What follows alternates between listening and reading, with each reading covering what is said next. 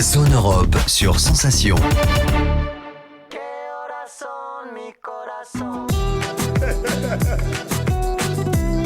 Enrique Iglesias. Gente de zona. Es mala amante la fama y no va a quererme de verdad. Es demasiado traicionera y como ella viene se me va. Hola y bienvenido à Madrid. Bonjour et bienvenue dans Zone Europe sur Radio Sensation et sur TV78, une émission enregistrée en Espagne. L'Espagne est membre de l'Union européenne depuis le 1er janvier 1986. Elle est aussi membre de la zone euro depuis le 1er janvier 1999. Et pour ce numéro spécial, nous sommes à Madrid, deuxième plus grande ville de l'Union européenne, derrière Berlin. La capitale espagnole est connue pour ses nombreux musées, un club de foot prestigieux, le Real, le Farniente et enfin ses éventails.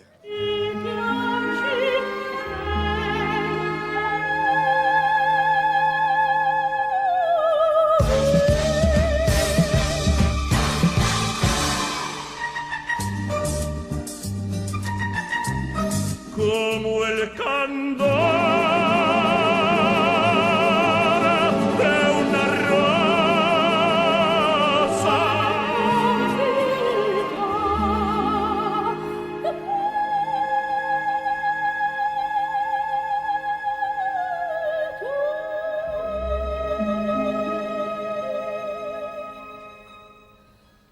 La France est le premier partenaire commercial de l'Espagne. J'ai rendez-vous avec Bertrand Barthélemy, le directeur de la Chambre de commerce et d'industrie franco-espagnole, une institution à laquelle plus de 600 entreprises adhèrent. Zone Europe. Bonjour Bertrand Barthélemy. Bonjour monsieur. Cette institution qui est la CCI France-Espagne existe depuis la fin du 19e siècle. Quelles sont ses missions et ses principaux objectifs ? Alors la Chambre franco-espagnole a été créée en 1894. À l'origine, c'était une initiative qui a été lancée par des entrepreneurs français qui étaient présents en Espagne. La mission, clairement, a évolué sur la période. Donc maintenant, à l'heure actuelle, nous sommes une association qui regroupe un peu plus de 550 sociétés adhérentes. Et nous avons une double finalité. D'une part, nous sommes un club d'affaires, c'est-à-dire que nous animons cette communauté d'affaires. Et par ailleurs, nous sommes également un prestataire de services qui accompagne les entreprises françaises sur le marché espagnol et les entreprises espagnoles sur le marché français. Alors pour faire ce travail, nous sommes donc basés à Madrid où nous avons notre siège. Nous avons une équipe de 17 collaborateurs permanents et ce sont à peu près une centaine d'activités que nous proposons à nos adhérents tout au long de l'année sur des thématiques bien concrètes, en sachant qu'à chaque fois, nous cherchons à apporter des contenus, à apporter des échanges de bonnes pratiques pour que les entreprises apprennent les unes des autres et à promouvoir surtout les contacts entre elles pour qu'elles puissent se développer et développer comme ça un courant d'affaires. Donc la plupart de ces activités se développent au sein de commissions sectorielles. Nous avons à l'heure actuelle une dizaine de commissions sectorielles. Et en matière de services, nous accompagnons les entreprises françaises sur le marché espagnol dans toutes les phases de leur implantation en travaillant en collaboration avec la Team France Export. Et nous accompagnons également les entreprises espagnoles sur le marché français. Alors, dans l'UE, on parle beaucoup du couple franco-allemand comme moteur économique. Qu'en est-il des relations économiques entre la France et l'Espagne ?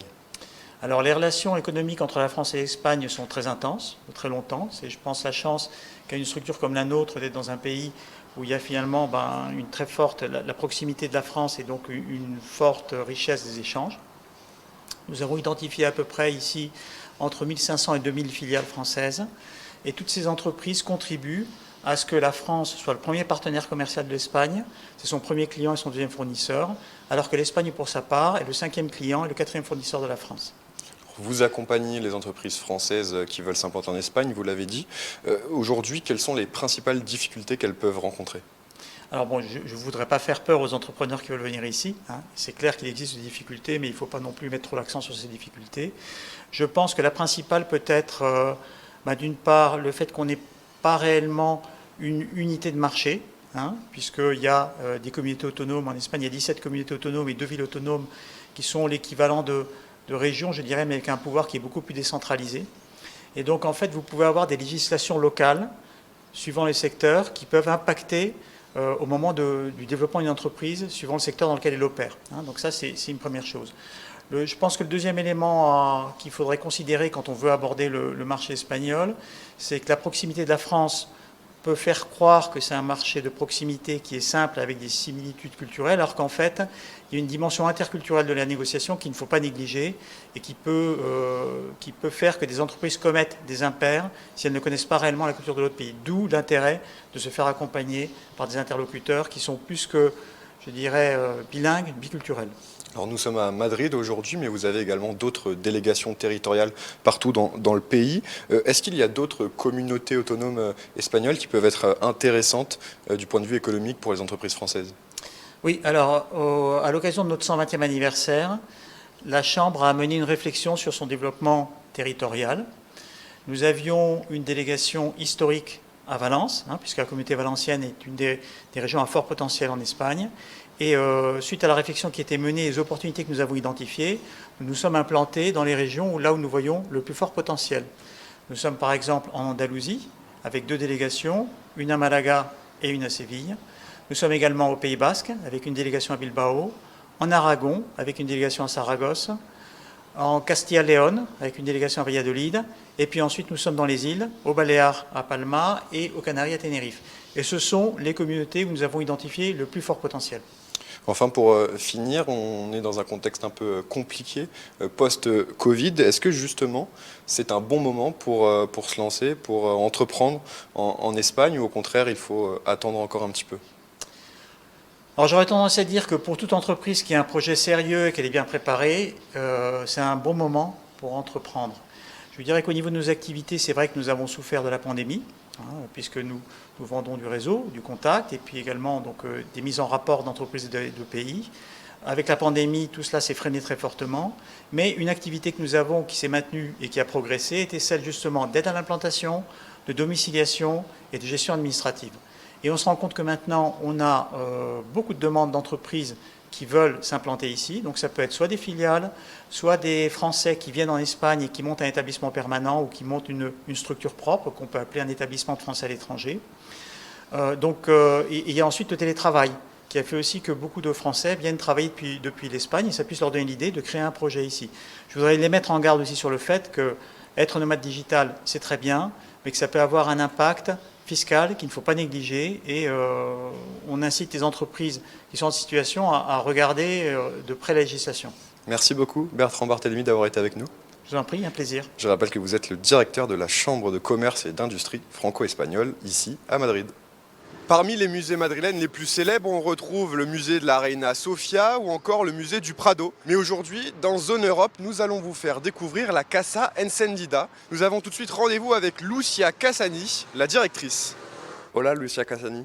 Hola, ¿qué tal? Première question, pourquoi ce lieu s'appelle la Maison Allumée? Quelle est la signification? Pues se llama la Casa Encendida. Ça s'appelle la Maison Allumée car c'est le nom d'un poème d'un poète espagnol des années 50 qui s'appelle Luis Rosales. En plus, c'est l'idée très belle d'un espace vivant rempli de gens. Une maison allumée, c'est un musée dans lequel des gens vivent et c'est un peu l'idée de ce lieu. Un espace dans lequel il se passe toujours quelque chose et rempli d'énergie.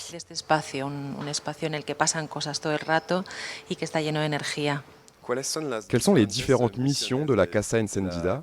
À quoi sert-elle?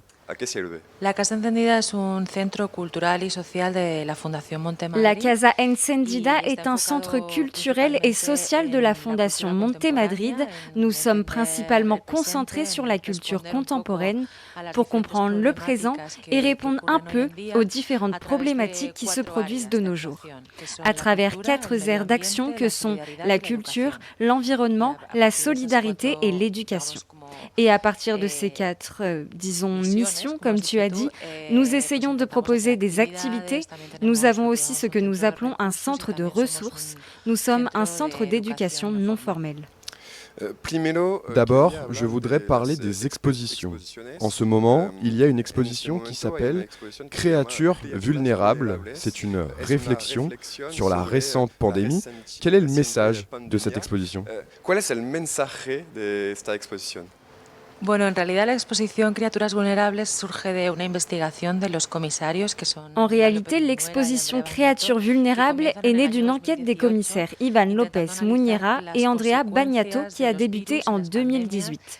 Ils tentent d'analyser les conséquences des virus et des pandémies et plus généralement l'histoire. Ils n'ont pas attendu qu'arrive le Covid-19 et de fait, c'est une exposition qui s'est vue complètement rattrapée par cette nouvelle pandémie. Mais ce n'est pas spécifiquement sur le Covid. Elle veut nous faire réfléchir comment les virus nous affectent tant, nous les humains comme les non-humains. Et nous devons commencer à pouvoir vivre avec eux de la meilleure manière possible. D'une autre manière, ils invitent aussi à retrouver le contact.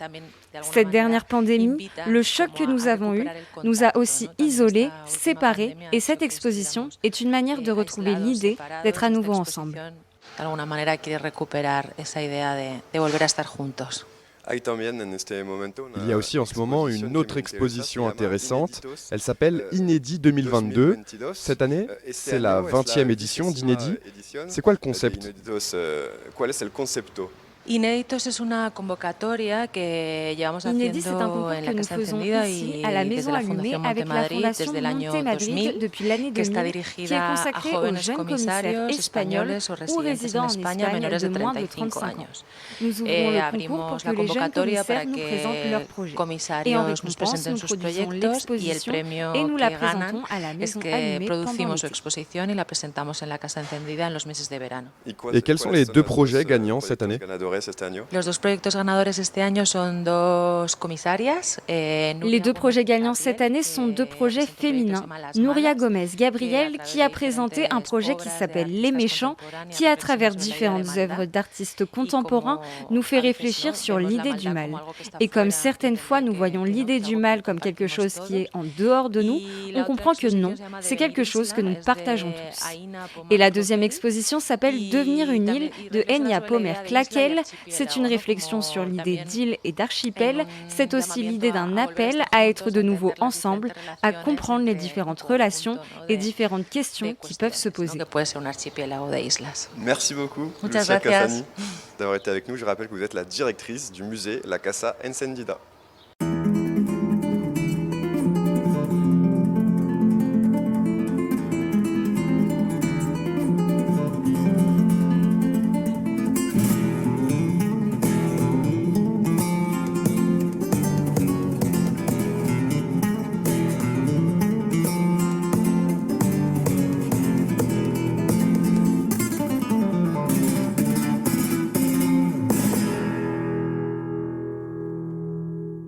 L'Espagne, c'est la première destination Erasmus pour les étudiants français. Ils étaient en 2021 4267 à venir étudier ici et découvrir une nouvelle culture.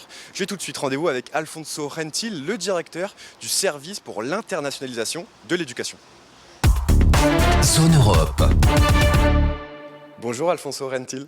Bonjour. Merci beaucoup d'être avec nous dans Zone Europe. Bonjour, c'est un plaisir d'avoir avec vous aujourd'hui. Tout le monde connaît le programme Erasmus, mais c'est quoi Erasmus Plus et ses priorités ? Erasmus Plus est un programme qui s'adresse à tout le secteur éducatif, de l'éducation scolaire à l'éducation supérieure, mais aussi à l'éducation pour les adultes et les formations professionnelles. Et ce n'est pas seulement un programme de mobilité étudiante, mais aussi de professeurs et de professionnels. Il va plus loin. Le plus va plus loin que la mobilité. On souhaite améliorer les centres éducatifs et tous les bénéficiaires qui participent au programme. Les priorités pour la période 2021-2027 sont la digitalisation, la durabilité ou l'environnement, la participation et la vie démocratique et l'inclusion. Cette année, en 2022, nous célébrons les 35 ans du programme Erasmus et c'est l'année aussi de la jeunesse dans l'Union européenne. Tout cela a-t-il un impact sur les travaux du CEPIE ? Oui, nous réalisons des activités spécifiques pour célébrer ce 35e anniversaire avec chacun des secteurs et nous collaborons avec l'Agence de la jeunesse. En Espagne, elle s'appelle une Juve pour d'autres actions en rapport avec l'année de la jeunesse. Quels sont les derniers chiffres de participation des étudiants de l'éducation supérieure espagnole et quel est le pays qu'ils choisissent le plus en Europe ? Les chiffres les plus actualisés que nous avons datent de 2019. C'est plus de 40 900 étudiants espagnols qui sont allés dans d'autres pays européens du programme Erasmus+. La première destination est l'Italie, après le Royaume-Uni, et la France est en 3e position, suivie de l'Allemagne et de la Pologne. Dans le sens inverse, l'Espagne est la première destination Erasmus pour les étudiants français. Comment expliquez-vous ce succès ? L'Espagne est même la première destination Erasmus en général. Dans le secteur de l'éducation supérieure, la majorité des pays européens choisissent l'Espagne, pas seulement les Français. Le succès des universités espagnoles se doit au fait qu'elles sont bien situées dans les classements. Pour ce qui est de la connaissance, nous sommes un pays leader dans le secteur de la recherche. Nous avons une grande qualité de vie. Nos universités sont situées dans les centres-villes. Nous avons aussi des campus aux abords des villes pour des raisons de confort. En conclusion, nous avons une offre aussi bien culturelle, gastronomique, de qualité de vie et surtout des universités de qualité, ce qui fait que nous sommes chaque fois plus attractifs. Pour finir, quels avantages a un jeune Espagnol quand il revient en Espagne après sa mobilité ? Il a une meilleure employabilité ? Les jeunes Européens qui participent au programme Erasmus+, en général, améliorent leurs compétences pour trouver un travail. Plus de 90% de ceux qui ont vécu une mobilité Erasmus trouvent un emploi dans l'année qui suit la fin de leurs études. Et 80% de ceux qui ont participé au programme nous disent, via l'enquête qu'a réalisée la Commission européenne, qu'ils ont amélioré leurs capacités pour parler comme pour comprendre les autres, parler d'autres langues. Ils peuvent donc trouver du travail plus facilement. Encontrar trabajo más fácilmente. Merci beaucoup, Alfonso Merci Gentil. à vous. 1, 2, 3, un pasito para atrás.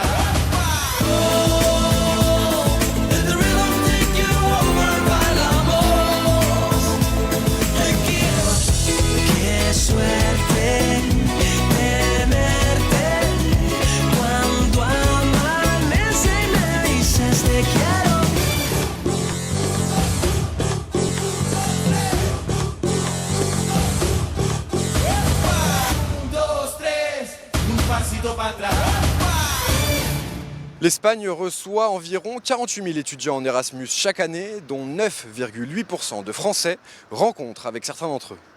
Alors, je m'appelle Audrey Gravine-Mercier, j'ai 20 ans. Alors, je m'appelle Thaïs, j'ai 20 ans et je suis en 3e année de langue, littérature et civilisation espagnole et je fais ma 3e année en Erasmus à Madrid.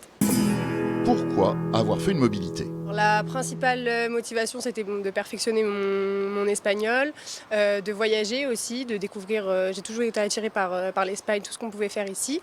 Et j'ai découvert aussi que du coup, je pouvais apprendre bien plus que ça, une nouvelle culture, un nouveau mode de vie, enfin beaucoup d'autres choses. Plus tard, je veux faire professeur d'espagnol, donc faire un Erasmus en Espagne, c'était quelque chose de un peu obligatoire. Pour moi, parce que je voulais m'améliorer, etc. Et la vie madrilène, c'est la vie quand on pense à la vie espagnole, c'est ça, c'est la capitale, etc. Donc... En quoi cette expérience va-t-elle vous servir ? Selon moi, c'est un plus dans l'enrichissement qu'on peut faire au niveau du travail. J'ai appris des nouvelles méthodes de travail, avec des nouvelles personnes, des nouveaux professeurs, mais qui sont tout autres que ce qu'on peut apprendre en France. Et aussi d'un point de vue donc, professionnel, mais aussi personnel, où personnellement, j'ai énormément grandi et évolué. C'est une autre autonomie qu'on acquiert. Donc, beaucoup de choses sur ces deux plans-là. La vie à Madrid va me servir pour connaître culturellement l'Espagne vraiment et pas rester dans des a priori ou des dires qu'on m'a fait plus tôt dans ma vie, etc. Quel est votre quotidien ? Une journée type à Madrid en tant qu'Erasmus, elles peuvent être assez chargées, mais parce que nous, on les remplit bien. On commence les cours plus ou moins, on fait nos propres emplois du temps, donc ça varie. Personnellement, je commençais plutôt vers 10h et je finissais vers 21h, mais j'avais des jours après de libre dans la semaine. Donc on va en cours, le midi on se retrouve avec nos amis, on va à la cafétéria, on a des heures de pause, on bosse ensemble. Et puis le soir, souvent, on avait des soirées de libre où on pouvait se rejoindre, faire plus des activités culturelles ou même sortir entre nous et aller boire un verre. On se lève, on va à l'université, En général, on retrouve ses amis. Moi, je retrouve une amie tous les matins. On prend le métro ensemble, on va en cours ensemble. Et le soir, on rentre, on envoie des messages dans des groupes pour savoir qui veut aller sortir, prendre un verre, aller faire un pique-nique, etc. Et on rencontre du monde, que ce soit français, espagnol et toutes les nationalités. Que dire aux jeunes pour les convaincre de faire une mobilité ? Qu'il ne faut pas hésiter du tout. Vraiment, non, s'il y a bien une expérience à faire, c'est de partir. Moi, je suis partie 1 an, j'ai plus du tout envie de repartir, de quitter Madrid. Oui, non, ne vraiment pas hésiter et foncer parce que c'est une expérience vraiment incroyable. On rencontre des gens incroyables et qui, mine de rien, je pense, nous changent un peu pour tout le reste après de notre vie. S'ils ont la possibilité qu'ils y aillent, qu'ils n'aient pas peur de... Oui, non, s'ils doivent aller en Erasmus, il ne faut pas qu'ils aient peur, s'ils en ont la possibilité, que ce soit pour la langue, que ce soit pour, je sais pas, n'importe quelle peur, qu'ils ont peur d'être autonomes. Non, il faut y aller, il faut foncer, et c'est une expérience inoubliable et ils vont adorer.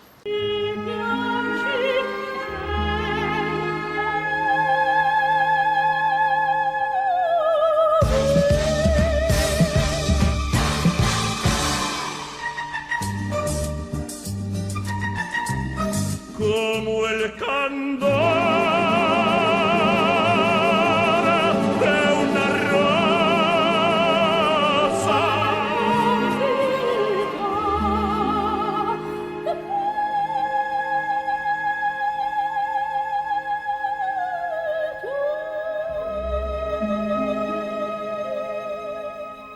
Madrid est une ville incontournable en Europe. La capitale espagnole regorge de lieux culturels. Alice et Émilie sont 2 expatriées françaises qui ont lancé un blog, Vive Madrid. Nous avons rendez-vous avec elles. Zone Europe. Vive Madrid, c'est donc un blog qui existe maintenant depuis plus de 2 ans. Qu'est-ce qui vous a donné envie à toutes les deux de vous lancer dans ce projet ? Alors, on est arrivés toutes les deux à peu près en même temps, il y a 4 ans. On s'est rencontrés rapidement après notre arrivée et on avait un peu la même problématique, c'est qu'on était en reconversion. En fait, on avait quitté nos emplois à Paris pour suivi de conjoint, donc mobilité professionnelle à Madrid en famille. Enfin, on est venus en famille toutes les deux. On s'est rencontrés et Émilie avait déjà un projet de site internet et on s'est dit qu'on allait allier nos forces pour créer un projet un peu plus grand, un peu plus ambitieux pour faire partager aux expatriés et aux touristes qui viennent à Madrid toute notre aventure en fait. Après, il y avait aussi une problématique qu'on a rencontrée quand on est arrivé, c'est qu'on avait trouvé assez peu d'informations sur l'installation, faire tous ces papiers administratifs, etc. Parce que nous, on n'est pas arrivé dans le cadre d'une expatriation classique, professionnelle.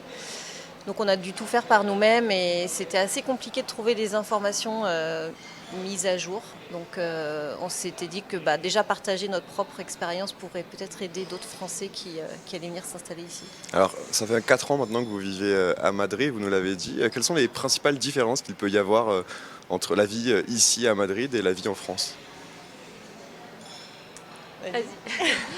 Alors en tant que famille, je pense qu'Émilie t'aura un peu la même remarque. En tant que famille avec des jeunes enfants, c'est vrai qu'on trouve que la vie elle est beaucoup plus facile, que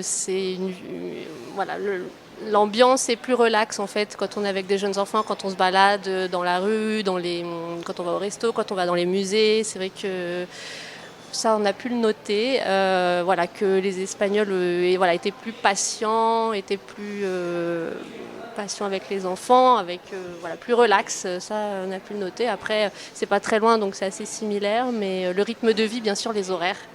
Ouais, aussi les horaires. Donc ça, c'est vraiment typique de l'Espagne, c'est que l'heure du déjeuner est beaucoup plus tard, l'heure des repas sont décalées et ça, il faut s'y faire et on s'y fait petit à petit. Et encore, on a encore nos petites habitudes françaises de temps en temps. Après, si tu vois... Oui, tu as dit le principal. Ici, il y a quand même une bienveillance générale qui rend la vie quotidienne très très agréable en fait.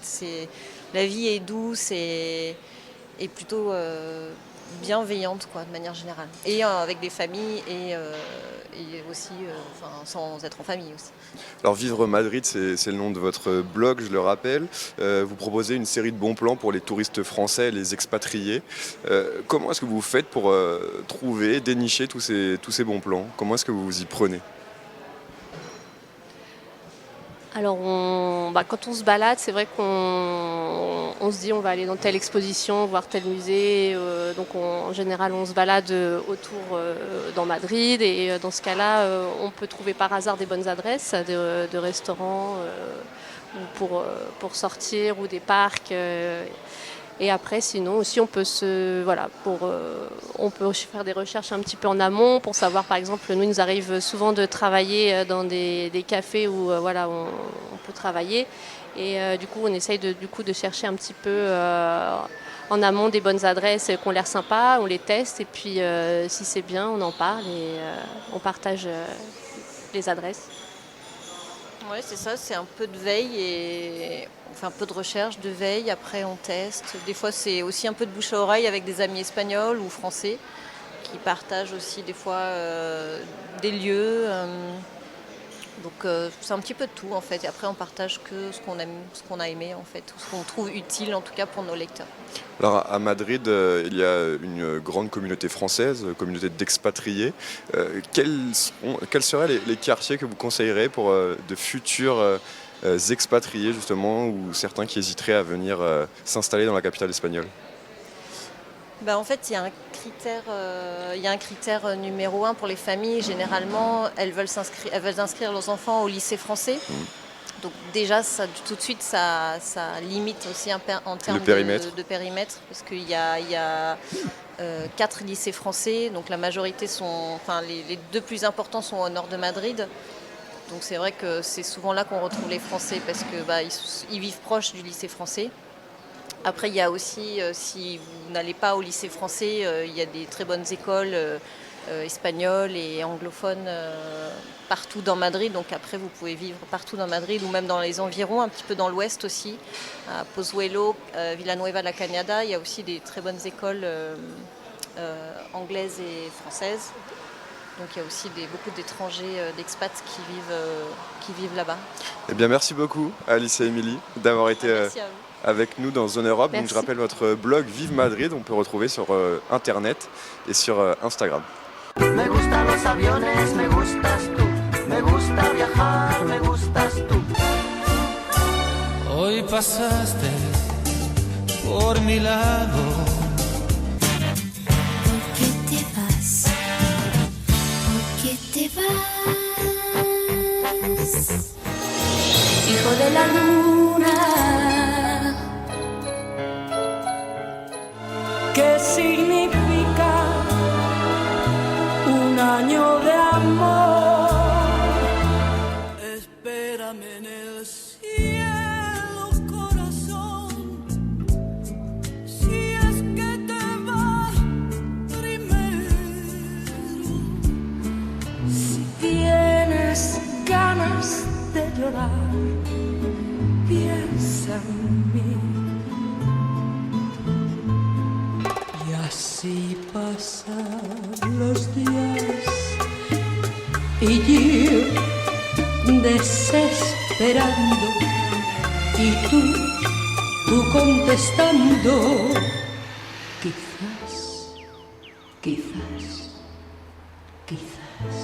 C'est l'heure de manger ici à Madrid. Alors quand on pense à la cuisine espagnole, on pense évidemment à la paella, au tapas, au jamón ou encore à la tortilla. Nous avons tout de suite rendez-vous avec Luis, le chef du restaurant La Barrutia y El Nueve. Il va nous présenter une recette. Zone Europe. Hola Luis.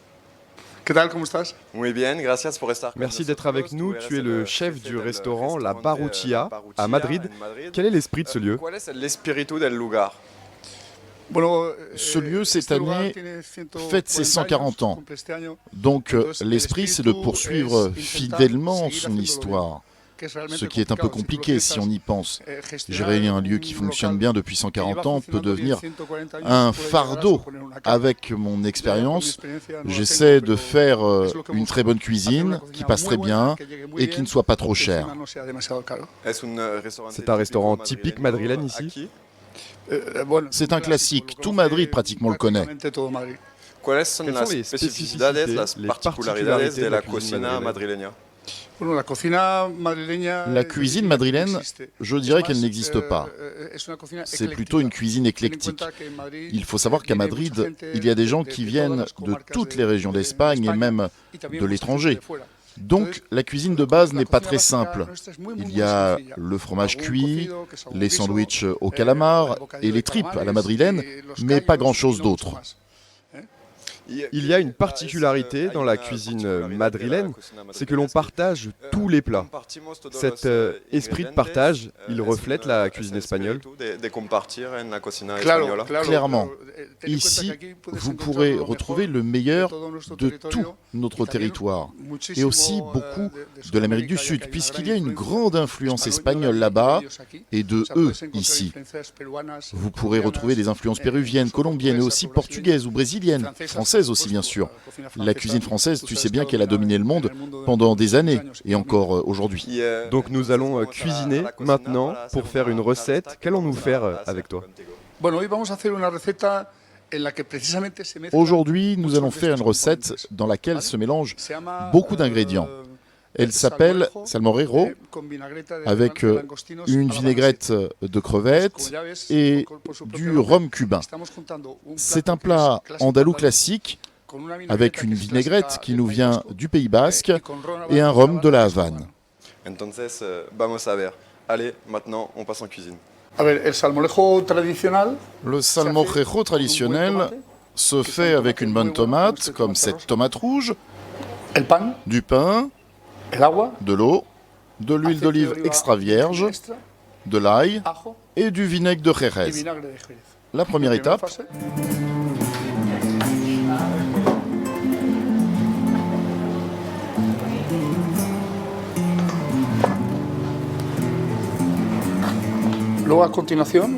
Ensuite, on prend la mie de pain.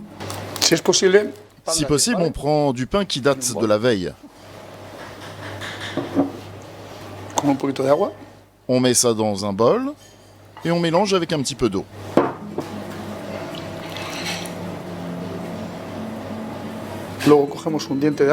Ensuite, on prend une gousse d'ail. Il faut enlever le germe car sinon, ça peut te faire mal à l'estomac. Voilà. Voilà. Le sel.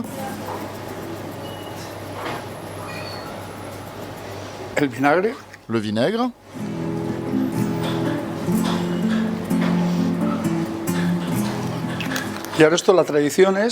Et maintenant, notre tradition, c'est de l'écraser avec les mains. Ça y est. Et maintenant, il ne reste plus qu'à terminer avec le robot. Bon, maintenant, nous allons préparer la vinaigrette, sur laquelle nous allons verser le salmorejo.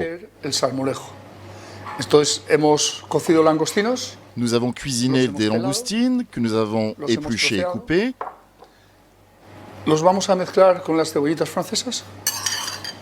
Nous allons les mélanger avec les oignons blancs et les tomates que nous avons aussi assaisonnés. On va tout mélanger. Un peu de vinaigre, du vinaigre de Jerez.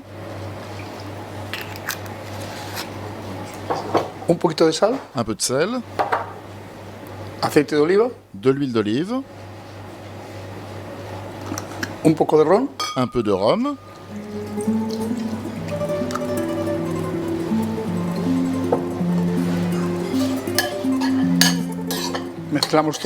On mélange tout.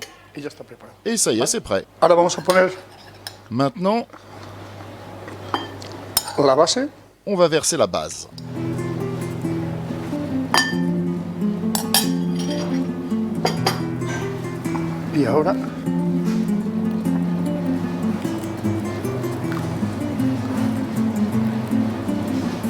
Le petit truc de ce plat, c'est que l'on n'a pas besoin de le bouger.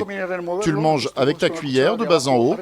En profitant de cette saveur fraîche du salmorejo, tu auras dans la bouche les oignons, les langoustines, les tomates. Ce n'est pas seulement une recette de saveur, mais aussi de texture. La texture est fondamentale, cela va te donner de la joie. Et c'est ce que nous avons besoin en ce moment. Et maintenant, on peut passer à la dégustation.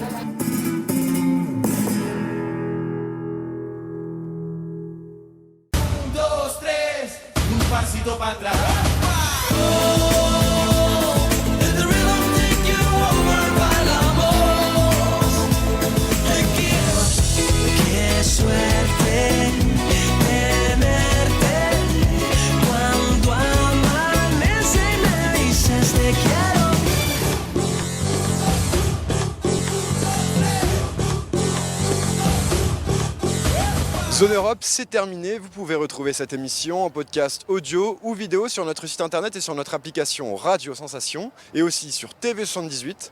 Bon week-end et à la semaine prochaine.